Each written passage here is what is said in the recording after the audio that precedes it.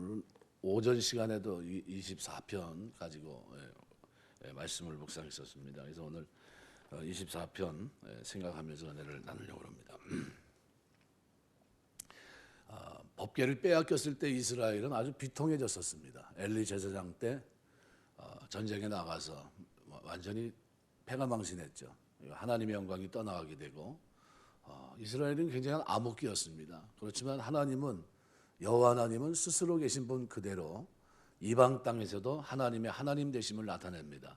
그래서 그 신상을 목을 치는 이런 일들을 반복하면서 결국은 벳세메스의 소를 통해서 또 넘어오는 이런 과정에 있고, 또 그런 과정에서 이제 우리가 잘 아는 대로 법궤를 이제 옮겨야 되는데 오베데돔의 집에 뒀고, 또 그런 과정에서 결국은 이제 옮기는 겁니다. 그래서 사무엘하 6장에 기록되어 있는 이 말씀을 중심으로 해서 언약궤를 오베데돔의 집에서 제사장들을 통해 어깨에 메고 옮기는 과정에서 다윗이 몇 발을 뛰었는데 옷사처럼 죽지 않고 이제 옮기게 된 그 기쁨을 춤을 추며 표현합니다.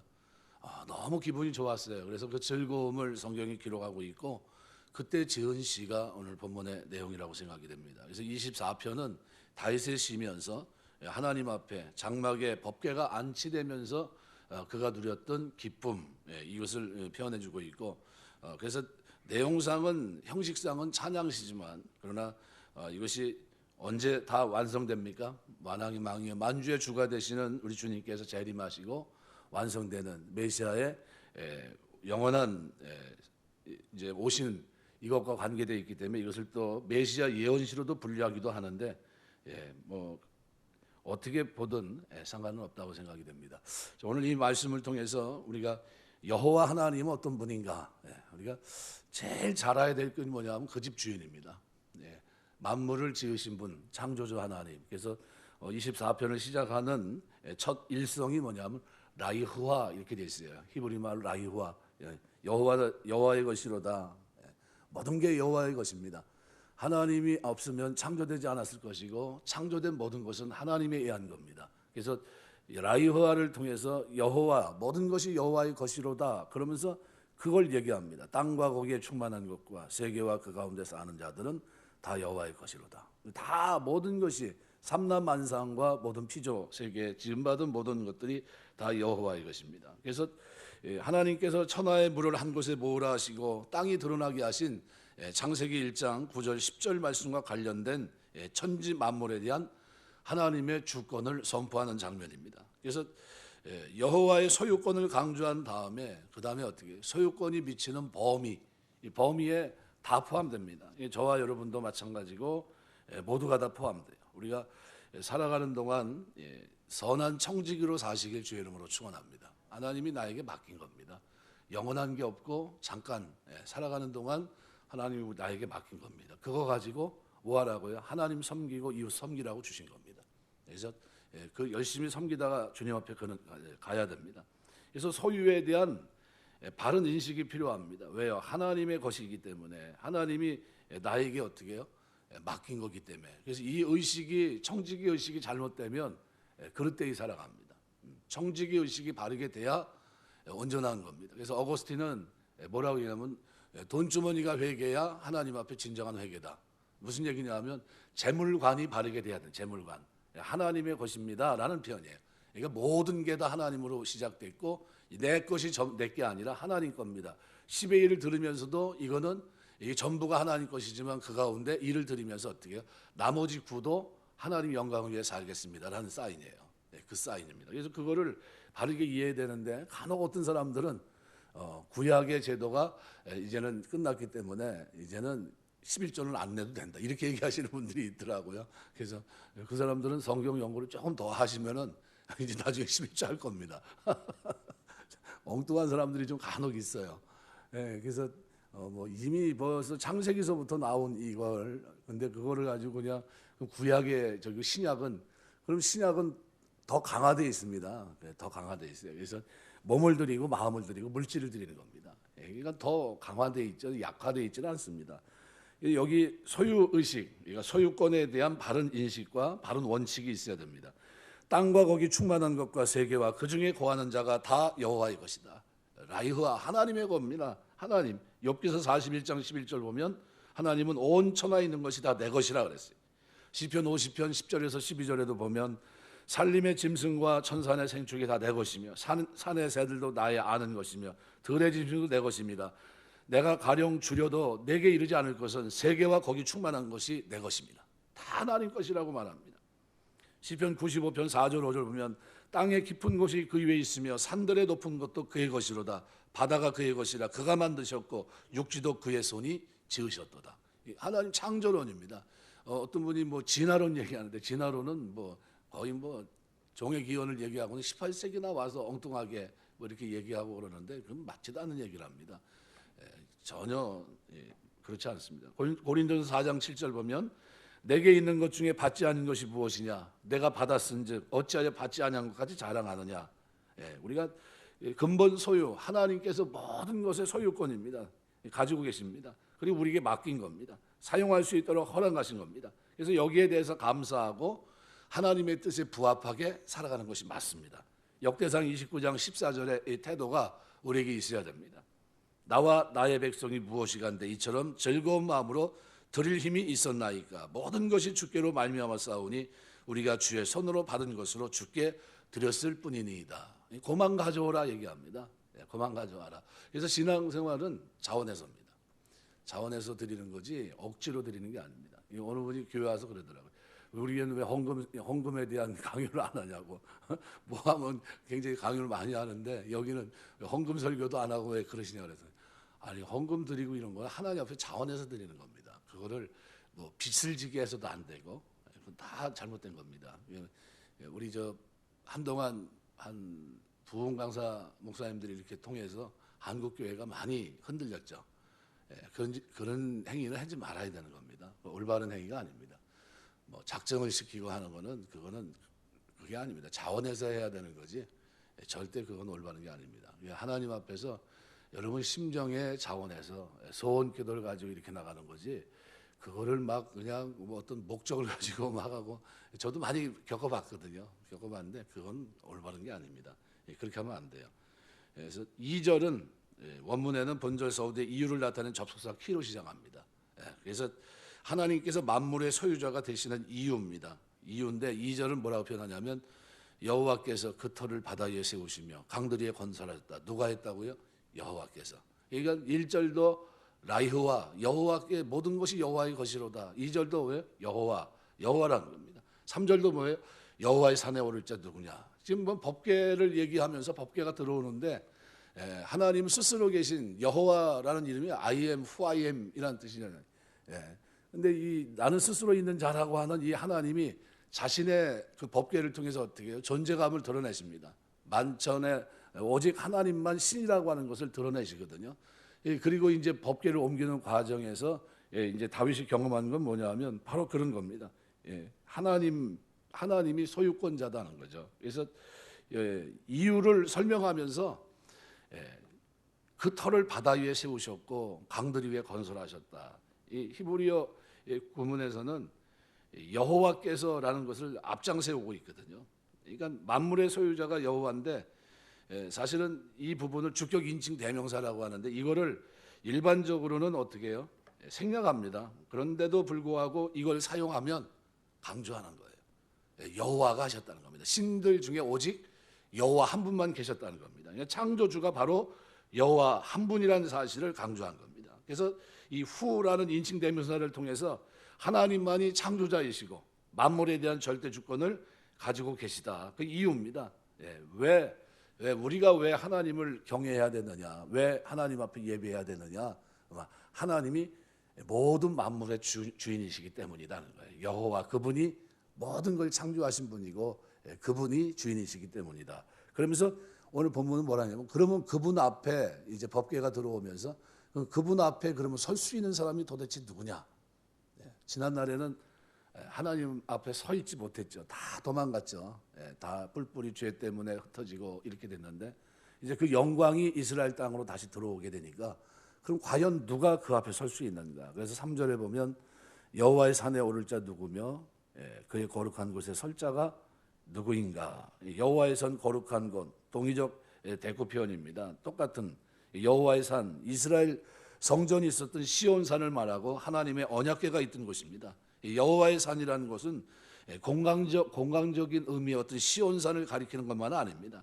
하나님 앞을 의미하는 상징적인 표현으로 보는 것도 맞습니다.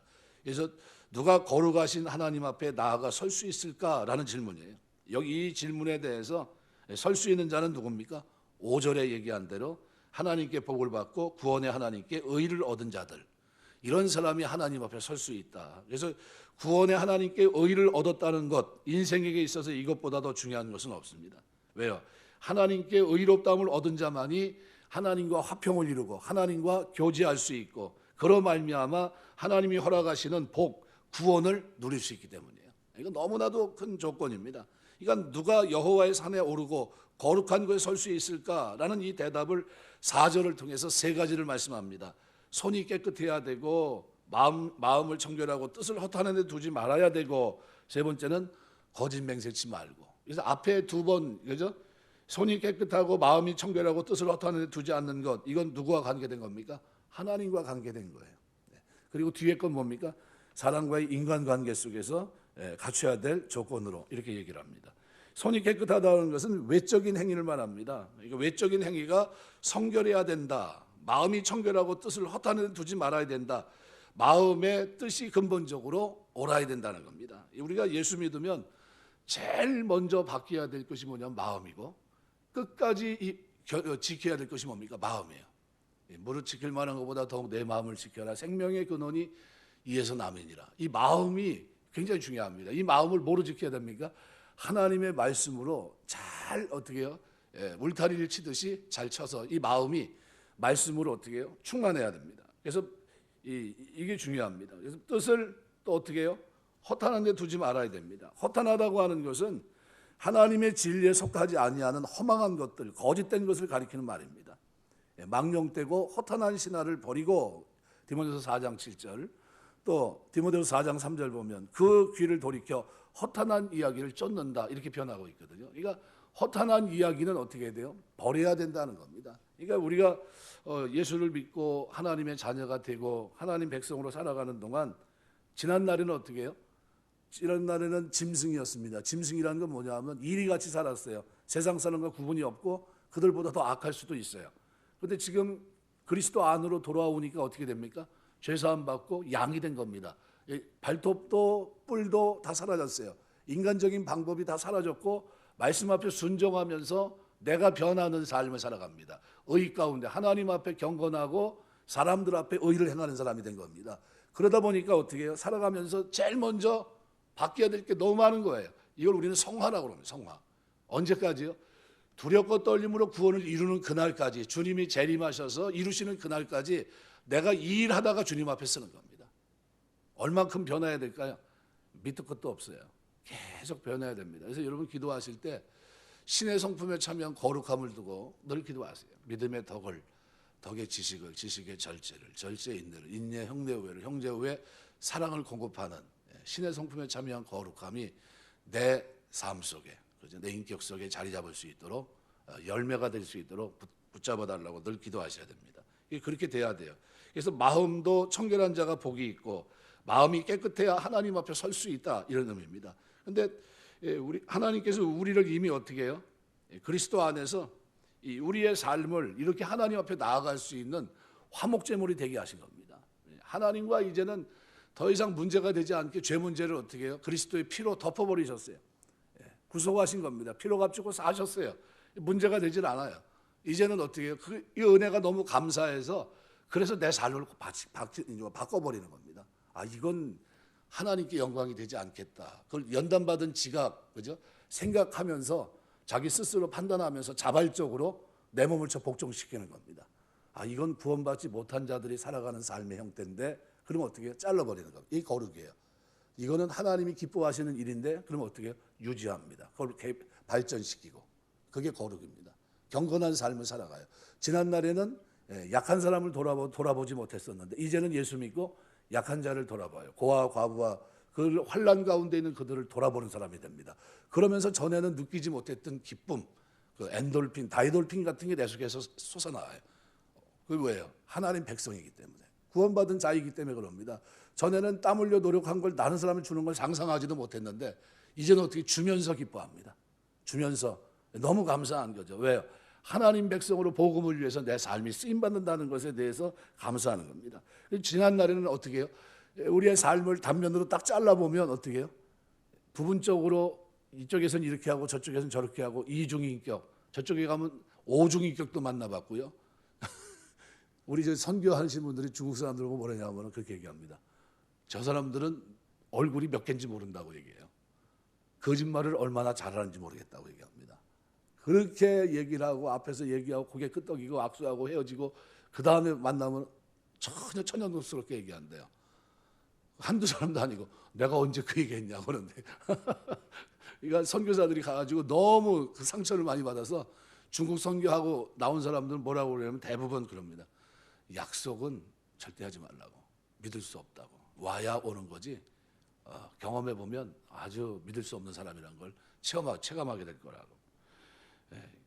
그 정도입니다. 거짓 맹세치 말아야 된다는 겁니다. 그러니까 하나님 앞에 갖춰야 될 조건이 앞에 두 가지 조건이라면 세 번째 조건은 인간관계에서 거짓 맹세하지 말고, 그러니까 거룩하신 하나님 앞에 나아가려고 하는 사람들은 사람을 향해서도 신실해야 된다. 헛된 것을 참되다고 하거나 지킬 마음이 없으면서 서약을 해서도 안 된다라는 거죠. 그래서 거짓 입술은 여호와께 미움을 받는다 그랬습니다. 그래서 우리가 살아가는 동안 이 세 가지 거룩하게 되는 조건 세 가지, 외적인 행위가 깨끗하고 마음이 청결하고, 그죠?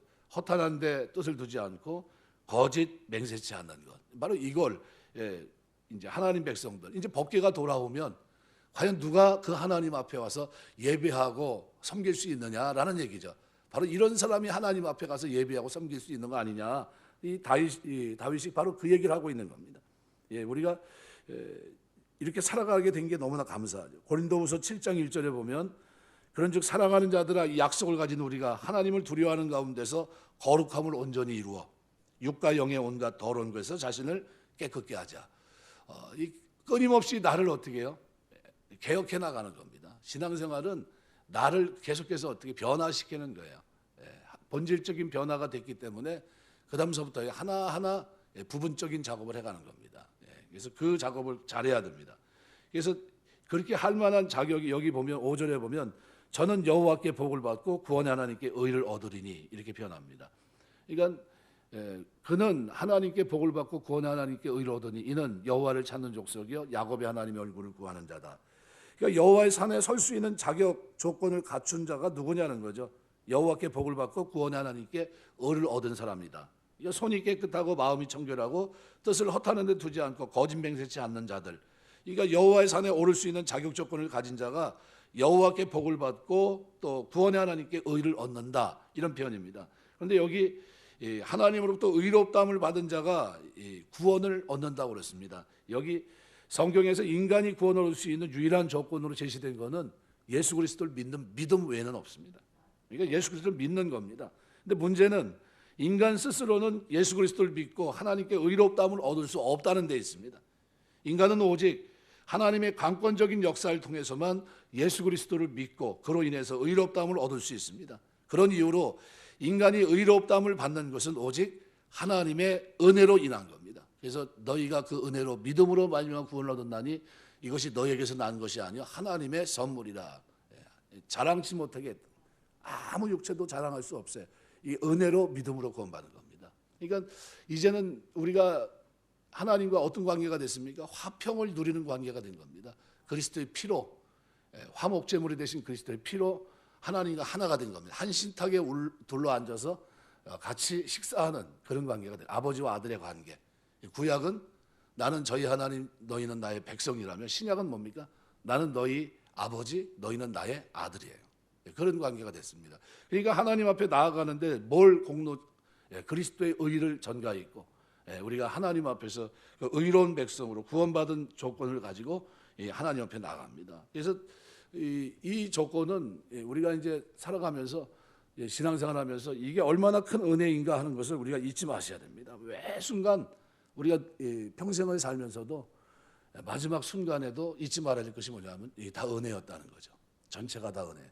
우리 프로그램 전체가 다 뭡니까? 하나님의 은혜예요. 여러분 이번 주에는 제가 창세기 말씀을 가지고 어떻게 또 묵상을 하려고 쭉 하는데 머리에서 왔다 갔다 하면서 이제 묵상하고 있는데 여호와 이레에 대해서 한번 쭉 생각할 겁니다. 이제 생각하면서 왜 테스트 했느냐는 거죠. 왜 테스트? 우리가 신앙생활하면서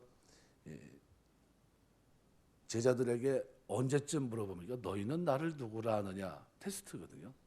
너희는 나를 누구라 하느냐? 더러는 뭐 세례요한이야, 더러는 엘리야라고 얘기하는데 너희는 나를 누구라 하느냐? 그랬더니 베드로가 주는 그리스도의 살아계신 하나님의 아들입니다. 이렇게 대답을 하거든요. 근데 이게 어느 수준이 됐을 때 물어보는 겁니다. 그죠? 이게 그냥 대충 처음부터 이렇게 물어본 질문이 아니에요. 그죠? 사역의 막바지에 가서 물어본 겁니다. 주님 이제 제 마지막 십자가를 앞두고 물어보신 거예요. 과연 어느 정도 됐는가? 그래서 이걸 알게 됐을 때 주님이 깜짝 놀랍니다. 왜요? 성적이 굉장히 좋았어요. 놀래가지고 아멘트도 얘기하지 마라. 너무 기뻐가지고 이렇게 얘기하면서 그랬더니 좀 이따 어떻게 또 완전히 반전을 이루는 또 말을 합니다. 또 야단 맞기도 하고. 이건 그런 건데 이 아브라함도 똑같습니다. 아브라함도요 믿지 못하거든요. 내 약속을 했는데 갈 바를 알지 못하고 출발을 했는데 그런데 쏟아나요 하나님 앞에. 뭐라고 얘기하면 뭐 내 종으로 내가 후사를 잇겠습니다. 왜 기다렸는데 믿고 이제 갈대우를 떠났는데 자식을 줘야 될 거 아니에요. 자식을 안 주는 거예요. 그러니까 쉽게 말하면 열받은 겁니다. 아브라함이 열받아가지고 하나님 앞에 막 쏟아나요. 투덜투덜 대면서. 근데 그 끌고서 하나님 또 나가서 뭘 보여주냐면 하늘의 별을 봐라, 땅에 좀 하거든. 바다의 모래를 봐라 그러면서 내가 너의 자손을 이렇게 하겠다 뭐 약속을 합니다.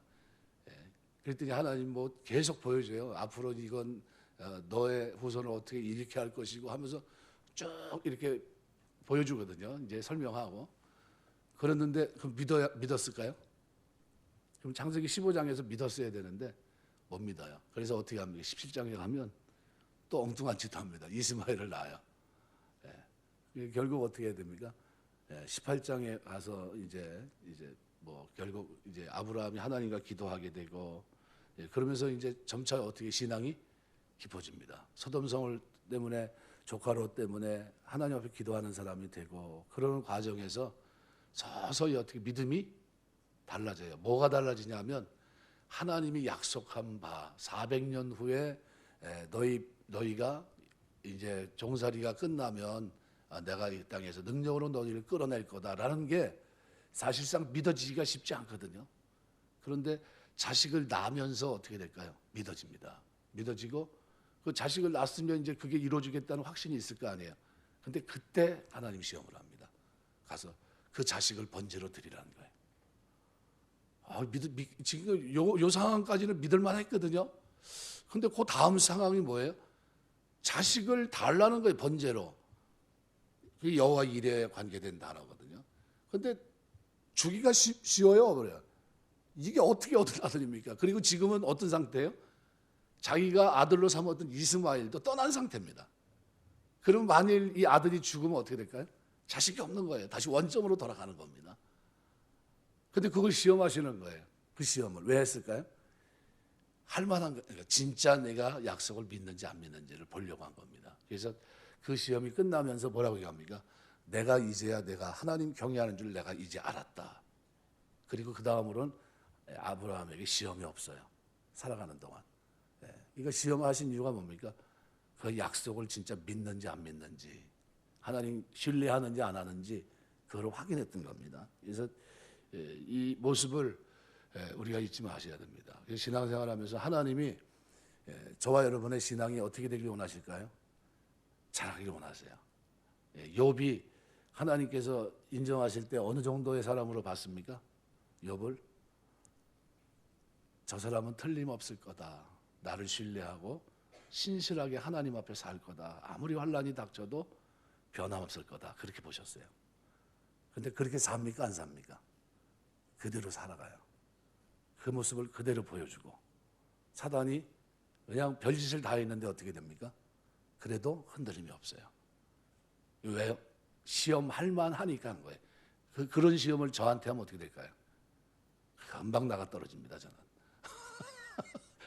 하나님 어딨냐고 그러고 난리가 납니다.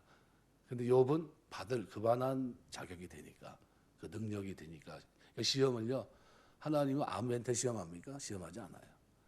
아무도 시험하지 않고 감당할 시험 외에는 주신 것이 없다. 그러면 왜 주신 겁니까? 감당할 만하니까 주신 거예요. 그리고 그 여호와 이레라고 하는 이 단어를 통해서 하나님이 이 주일날 이제 설교해야 되는데, 그 히브리 말로 이레란 말이 라라는 단어하고 관계된 단어입니다. 라라는 말은 보다라는 단어와 관계된 건데, 누굴 본 겁니까? 비로소 하나님의 실현, 하나님의 살아계심, 하나님이 이렇게 한 것을 드디어 알게 됐다는 거예요. 그런 뜻입니다. 그게 여호와 이레, 어떤 뭘 준비했다 이런 게 아니라 하나님을 드디어 제대로 만난 걸 얘기하는 겁니다.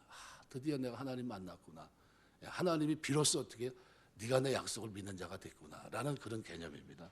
그래서 오늘 여기 7절에서 10절까지 보시면은 뭐가 나와 있냐면, 이제 법궤가 이제 들어가는데 옛날에 성들은요 다 문을 다 닫고 있습니다. 보통 때 성 조그만 문만 열어놔요. 누구 행차에만 문이 확 열리냐면 왕의 행차. 그때만 성문의 문이 다 열립니다. 그럼 예루살렘 성이나 법궤가 들어갈 때는 어떨까요? 만일 법궤가 들어가는데 문을 열지 않고 닫고 있는다는 건 뭡니까? 그럼 꼭 반역을 얘기하는 겁니다. 대항하는 걸 얘기하는 겁니다. 거기에 새로운 세력이 있다는 거예요. 왕이 들어가는데 문을 열지 않으면 그런 개념이에요. 그런데 지금 영광의 왕이 들어가세요. 그럼 어떻게 해요? 성수의 문을 다 열어야 되죠. 활짝 열어야 돼요. 문들아 너희 문을, 여기 27절에 문들아 너희 머리를 들지어다. 영원한 문들아 들릴지어다. 영광의 왕이 들어가시로다. 영광의 왕이 누구시냐? 강하고 능한 여호와시여 전쟁에 능한 여호와시로다. 문들아 너희 머리를 들지어다. 영원한 문들아 들릴지어다. 영광의 왕이 들어가시로다. 영광의 누구시냐? 만군의 여호와께서 곧 영광의 왕이시로다. 만군의 여호와 하나님을 계속 24편에서 어떻게 해요? 강조합니다. 그분이 창조하셨고, 그분이 다스리고 계시고, 그분이 다 하신다는 그분이. 그분의 거룩한 곳에 설 수 있는 사람이 누군가? 여호와 앞에 설 사람이 누구냐? 그 사람 누굽니까? 그 받아들인 것처럼 마음의 문을 열고 맞이하는 사람들입니다. 근데 신약 그리스도인들이 얼마나 복된 사람이냐면요, 고린도서 3장 16절 보시면 17절에 너희가 하나님의 성전인 것과 하나님의 성령이 너희 안에 거하시는 것을 알지 못하느냐? 누구든지 하나님의 성전을 더럽히면 하나님이 그 사람을 멸하시리라. 하나님의 성전은 거룩하니 너희도 그러하니라. 우린 누구냐면요, 영접한 거예요. 예수 그리스도를 영접하고 우리 가운데 성령 하나님이 내주하시는 겁니다. 하나님의 성전이 된 거예요. 성전. 그럼 우리는 어떻게 살아야 됩니까? 거룩하게 살아야 돼요. 거룩하게. 그러니까 고린도서 6장 19절 20절을 보면 너희 몸은 너희가 하나님께로부터 받은 바 너희 가운데 계신 성령의 전인 줄을 알지 못하느냐? 너희는 너희 것이 아니라 값으로 산 것이 되었으니 그런즉 너희 몸으로 하나님께 영광을 돌리라 그랬습니다. 그러니까 성도들은 마음을 당신의 처소로 삼아 그곳에 들어가셔서 왕으로 좌정하시고 당신의 백성을 통치하기 원하시는 우리 예수 그리스도, 성령 하나님의 통치, 이 속에서 살아가는 것이 즐거움입니다. 구원의 감격 속에 그렇게 살아가야 됩니다. 그러니까 왕이신 하나님의 통치를 받도록 마음의 문을 활짝 열어줘야 돼요. 영광의 왕이신 여호와께서 우리의 마음의 문을 두들길 때 언제든지 어떤 마음으로요? 경외하는 마음으로, 순종하는 마음으로 마음의 문을 열고 환영해야 됩니다. 이렇게 할 때 그게 어떤 역할을 합니까? 하나님의 통치가 있는 거예요. 통치. 그러니까 하나님의 통치는, 말씀을 통한 통치는 어떻게 해요? 성령께서 죄에 대해서 의에 대해서 심판해서 깨닫게 하시는 겁니다. 자꾸 말씀을 읽을 때마다 깨닫는 은혜를 주시는 겁니다. 그래서 우리가 하나님 은혜 베푸시는 겁니다. 왕에게 온전히 통치할 수 있도록 삶의 모든 영역을 개방하는 게 예수 믿는 겁니다. 그러니까 우리 단면이 서서히 어떻게 해야 돼요? 이리에서 양으로 이제 새로운 피조물이 거듭났잖아요. 그리스도의 피로 이제 새로운 피조물이 됐잖아요. 피조물이 되고 구원이 완성되는 그때까지 어떻게 해요? 내 삶이 끊임없이 변화해야 되는 겁니다. 청결하게 마음도, 내 마음에 들어오는 모든 죄, 이런 것들이 어떻게 해요? 왕의 행차를 막는 장애물이기 때문에 어떻게 해요? 장애물을 나 스스로 판단해서 제거하는 겁니다. 이게 거룩이에요. 그러니까 우리 마음에 일어나는 불의한 생각들, 잘못된 생각, 잘못된 습관 이런 거 다 버리는 거예요. 이게 거룩입니다. 죄로 인해서 하나님 백성이 하나님과 사이가 멀어지게 돼서 통치를 받을 수 없게 되면 그것만큼 불행한 것이 없는 거예요. 그러니까 내 삶에 뭘 버려야 됩니까? 죄를, 하나님과 나 사이의 죄를 끊임없이 어떻게 해요? 토설하는 겁니다. 근데 근본적인 죄는 어떻게 해요? 그리스도께서 다 해결하셨어요. 그러나 우리는 뭘 해야 됩니까? 손과 발은 닦아야 돼요. 끊임없이. 죄 속에 살기 때문에, 우리의 연약함을 알기 때문에. 그래서 거룩한 성령 하나님을 모시고 살아가는 성도들은 죄를 멀리하고 성결한 삶을 감당할 수 있도록 끊임없이 노력해야 돼요. 말씀을 붙들고 살아내는 거예요. 끊임없이 믿음으로. 이게 성도들이 뭘 보고요? 하늘의 영광을 바라보고. 그래서 생각건대 현재 고난은 장차 우리에게 나타날 영광과 좋게 비교할 수 없다. 이 고난을 뭐로 표현할 수 있을까요? 말씀을 내 삶에 적용하며 사는 이 삶이 고단한 거예요. 어떻게 보면 즐거움이지만 반면으로 어떻게 해요? 남들이 하지 않는 좁은 길이에요. 세상 사람들은 관심이 없어요. 그냥 희낙낙하고 그냥 살아갑니다. 쾌락 속에 살아가요. 그런데 정욕 속에 살아가는데 예수 믿는 사람들은 그게 아니라 자기 몸을 복종시키고 말씀 앞에 하나님 앞에서 순종하며 살아갑니다. 하나님 앞에 충성하며 살고 마음과 삶과 행위가 그 인격이 다 주님을 닮아가고 있어요. 그렇게 살아갑니다. 성결한 삶을 계속해서 유지해 나가요. 이게 하나님 백성의 모습이에요. 바울이 그렇게 살아간 겁니다. 내가 내 몸을 복종시키는 것은 다른 사람에게 복음을 증거한 후에 도리어 내가 버림받을까 두려워합니다. 그래서 하나님 앞에서 어떻게 말씀 앞에서 삶, 말씀에 대해서 불순종함으로 왕이신 하나님을 반역하는 삶을 살지 않도록 우리가 끊임없이 어떻게 해요? 노력해야 됩니다. 영광의 왕이신 하나님의 통치를 받는 그분의 백성이 되었기 때문에 지금 영광의 왕께서 들어가실 수 있도록 문을 열어놓으시고 그리고 맞이하는 겁니다. 그래서 요한복음 14장 23절 보면 사람이 나를 사랑하면 내 말을 지키리니 내 아버지께서 저를 사랑하실 것이요 우리가 저에게 와서 거처를 저와 함께 하리라. 또 요한계시록 3장 20절 보면 볼지어다 내가 문 밖에 서서 두드리노니 누구든지 내 음성을 듣고 문을 열면 내가 그에게로 들어가 그로 더불어 먹고 그는 나로 더불어 먹으리라. 분명히 말씀합니다. 말씀을 맺겠습니다. 신앙생활 오늘 24표는 왕이신 여호와 하나님을 어떻게 맞이하면서 이제는 어떻게 해요? 여호와 하나님 앞에 나가서 예배하고 기도하고 섬길 사람이 누구냐 하는 거죠. 그 사람은 누굽니까? 선택받은 그리스도의 의로 전가받고 구원받은 하나님 백성, 복음을 통해 변화된 사람들, 바로 그들입니다. 그들은 뭐예요? 통치를 받는 사람들, 말씀으로 끊임없이 자기의 삶을 변화시키는 사람들. 어떤 사람입니까? 구원받았기 때문에 그들의 삶에 변화가 있는, 계속 개혁이 일어납니다. 이렇게 개혁을 하기 때문에 구원받았다는 얘기가 아닙니다. 그죠? 개혁을 통해서 내가 변해야 구원받는 그런 얘기가 아닙니다. 이미 구원받은 자로 나를 삼아주셨기 때문에 그리스도의 피로 내 죄를 사하시고 하나님과 화목된 자가 되셨기 때문에 내가 이제 내 삶을 이렇게 갖고 하나님 설 수 없어서 어떻게 합니까? 이제 바꾸는 거예요. 이제 새로운 피조물이 되게 했으니까 이제는 지난 날에는 죄에 대해서 무방비였지만 이제는 어떻게 해요? 죄와 싸우고 죄에게 지지 않고 오히려 그 속에서 하나님 앞에 경건하고 사람들에게 의를 행할 수 있는 사람으로 살아가게 되는 겁니다. 이게 예수 믿는 겁니다. 그래서 그들의 삶에는 이와 같이 우리가 말하고 있는 오늘 여호와의 산에 오를 자 누굴까, 그의 거룩한 곳에 설 자가 누굴까 하면서 얘기했던 이 조건들이 막연한 조건이 아닙니다. 이 조건이 어떤 조건입니까? 우리가 그리스도 안에서 변화되는 중에 자연스럽게 해결돼가는 조건들입니다. 손을 깨끗이 하고 마음을 청결하게 하고 뜻을 허탄한 데 두지 않고 거짓 맹세치 않고 하나님 앞에 사람 앞에 어떻게 해요? 하나님 앞에 경건하고 사람들 앞에 의를 행하는, 그래서 불의하지 않고 하나님 앞에서 어떻게 하나님 경외하고 이렇게 살아갑니다. 이런 모습이 예수 믿는 모습입니다. 그래서 예수 믿는 사람들을 한마디로 표현하면 뭡니까? 하나님의 통치를 받아들인 사람들. 그러니까 내 삶에 내가 주인이 아니라 누가 주인입니까? 그리스도께서 주인이시고 내 안에 내주하시는 성령 하나님의 통치 속에서 말씀 안에서 순종하고 내 삶을 개혁하면서 하나님의 뜻을 이루는데 내 뜻을 허탄한 데 두지 않고 하나님의 뜻이 이 땅에 이루어지는 그 일을 위해서 부단히 나아가는 사람들, 바로 이런 사람들이 누굽니까? 구원받은 사람들. 그래서 오늘 본문은 바로 이 일을 이루신 분이 누구냐? 여호와라는 거예요. 여호와 하나님. 여호와 하나님이 이 일을 하셨다는 겁니다. 그래서 라이후와라는 단어를 통해서 모든 것이 여호와 것이다, 그 얘기를 시작한 겁니다. 여호와의 것이로다. 라이후와, 여호와께서 그렇게 하셨고 그죠? 여호와의 산에 오를 자 누구이니가. 그리고 뭐라고 표현합니까? 7절서부터 바로 영광의 왕이 누구냐? 바로 여호와시라는 거예요. 영광의 왕이 누구냐? 만군의 여호와께서 곧 영광의 왕이다. 아주 답을 입에다 물려줍니다. 여호와, 그분이 그렇게 하셨다. 여호와가 신약의 누굽니까? 예수 그리스도예요. 그래서 우리가 신앙생활하면서 그리스도 안에 있다고 하는 것이 이렇게 행복한 거다. 다 해놓고 우리에게 어떻게 해요? 목자 되신 그분이 앞장서고 우리에게 쫓아오라고. 그래서 우리에게 뭐 본이 되신 겁니다. 하나의 본. 어떻게 살아야 될까? 사복음서를 보시면 예수님이 어떻게 살아갔는지 족족이 나옵니다. 그 삶의 흔적 속에서 우리가 늘 잊지 말아야 할 것이 뭡니까? 습관을 쫓아 기도하셨던 거예요. 기도하실 필요가 없는 그분이 하나님의 뜻을 이루기 위해서 얼마나 부단히 좋은 습관을 가지고 사셨고 말씀 앞에 어떤 태도를 가지고 있었는가.